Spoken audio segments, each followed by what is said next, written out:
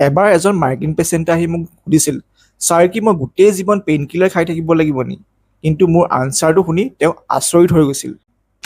মাইগ্ৰেইনৰ পেইনটো সাধাৰণ মাথা বিষৰ নিচিনা ছেইম নহয়। মাইগ্ৰেইনৰ এটেক হ'লে ব্ৰেইনৰ এটা চাইডে বিষাব, খুব বেছি পোহৰ, খুব বেছি শব্দ সহ্য কৰিবলৈ দিগদাৰ হয় আৰু গোটেই কাম কাজ বন্ধ হৈ যায়। সাধাৰণতে বহুত মানুহে মাইগ্ৰেইনৰ এটেক হ'লে পেইন কিলাৰ খাই দিয়ে, কিন্তু পেইন কিলাৰ সেই মুহূৰ্তৰ কাৰণেহে পেইনটো কমাই দিয়ে। হোমিওপেথিত মাইগ্ৰেইন পেচেণ্টজনৰ লক্ষ্য পেইন কমোৱাই নহয়, পেচেণ্টজনৰ চিমটম, ট্ৰিগাৰ আৰু বডি ৰেছপন্স চাই পেলাই ট্ৰিটমেণ্ট কৰা হয়। আৰু সেইকাৰণে বহুত মানুহৰ মাইগ্ৰেইন ট্ৰিটমেণ্ট কৰাৰ পিছত তেওঁলোকৰ এটেকৰ ফ্ৰিকুৱেঞ্চি কমি গৈছে, তেওঁলোকৰ পেইনৰ ইণ্টেনচিটি কমি যায়, তেওঁলোকৰ শ্লিপটো ভাল হয় আৰু তেওঁলোকৰ পেইন কিলাৰৰ ওপৰত ডিপেণ্ডেঞ্চি বহুত পৰিমাণে কমি যোৱা দেখা যায়। কিন্তু হোমিওপেথিক মেডিচিনবিলাক চব পেচেণ্টৰ কাৰণে ছেইম নহয়, পেচেণ্ট ৱাইজ মেডিচিন বেলেগ বেলেগ হয়।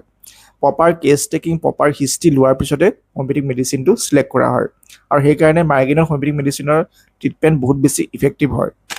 সেইবাবে মই সেই পেচেণ্টজনক কৈছিলোঁ, লক্ষ্য পেইন কিলাৰ খোৱা নহয়, লক্ষ্য হৈছে মাইগ্ৰেইনক আপোনাৰ জীৱনত প্ৰভাৱ কমকৈ পেলাবলৈ চেষ্টা কৰা।